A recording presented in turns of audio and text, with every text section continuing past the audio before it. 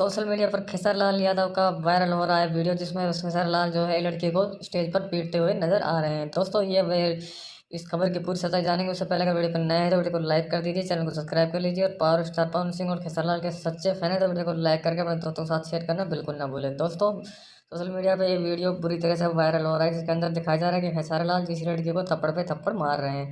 दोस्तों वही बात पावर स्टार पवन के कुमार की जाए तो पवन सिंह जो है महिलाओं की बहुत इज्जत करते हैं।